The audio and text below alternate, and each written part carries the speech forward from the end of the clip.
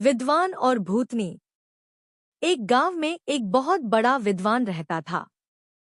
किताबों में इतना खोया रहता कि जीवन में रोमांस नाम की चीज का कोई अस्तित्व ही नहीं था। एक दिन जंगल में जाते हुए उसे एक खूबसूरत स्त्री मिली। सुंदरता ऐसी कि अप्सराएं भी शर्मा जाएं।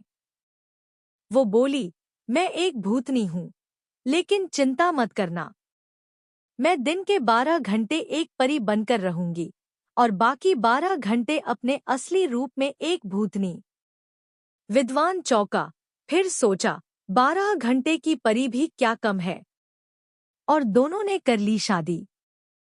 पहला दिन, सुबह 6 बजे, परी जैसी पत्नी ने नाश्ता बनाया, गुनगुनी मुस्कान के साथ विद्वान को भेजा पुस्तकालय। शाम 6 बजे, दरवाजा खोला तो वहां खड़ी थी भूतनी। लाल आंखें, बिखरे बाल, डरावनी हंसी, स्वागत है पिया। विद्वान बेचारा रात भर चुपचाप दीवार की ओर मुंह करके सोता रहा। हर दिन यही सिलसिला चलता, सुबह विद्वान राजा, रात को भूतनी की प्रजा। एक दिन तंग आकर विद्वान बोला, तुम 24 घंटे परी क्यों नहीं बन सकती? भूतनी मुस्काई, मैं तो बन जाऊं, पर तुम्हारी विधवता कहाँ जाएगी? डर से ही सही, अब तो मेरी तरफ ध्यान देते हो। और तब से विद्वान ने डर को ही प्रेम मान लिया। कहते हैं, आज भी वो रोज सुबह अपनी परी को कविता सुनाता है और रात को अपनी भूतनी से माफी मांगता है। विद्वान का प्लान। विद्वान अब डर के साथ जीने का आदी हो गया था। पर वो विद्वान था, सोचा, अगर ये 12 घंटे की भूतनी है तो समय को ही चकमा देना होगा।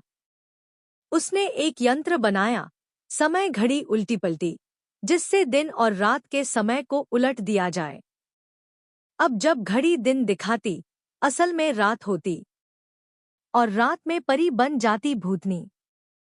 पहले दिन भूतनी को कुछ शक हुआ, बोली, पिया, कुछ तो गड़बड़ है, मुझे नींद दिन में क्यों आने लगी? विद्वान बोला, ये तुम्हारा प्रेम है जो हर नियम बदल रहा है। भूतनी शर्मा गई, जैसे ही परी बनी, गुलाब के फूल सी खिल गई। अब विद्वान ने हर समय परी को ही देखा और भूतनी को भूल ही गया। पर कहानी में मोड़ आया एक रात। भूतनी ने विद्वान की डायरी पढ़ ली। हर पन्ने पर लिखा था, कैसे छुपाया भूतनी से उसका समय। भूतनी ने कहा, अगर तुम मुझसे सिर्फ परी के लिए प्रेम करते हो तो मैं जा रही हूं, और ये आखिरी रात है मेरी। विद्वान घबरा गया। अब उसे समझ आया, सच्चा प्यार रूप से नहीं, स्वरूप से होता है। वो बोला, रुको, मुझे अब भूतनी से भी प्यार है। उसकी सच्चाई से, उसकी डरावनी मुस्कान से, उसकी निडरता से। भूतनी की आंखों से आंसू निकले और उसी पल वो हमेशा के लिए परी बन गई। क्योंकि जिसने भूतनी से भी प्रेम किया, उसका सुहाग कभी नहीं छीन सकता था कोई।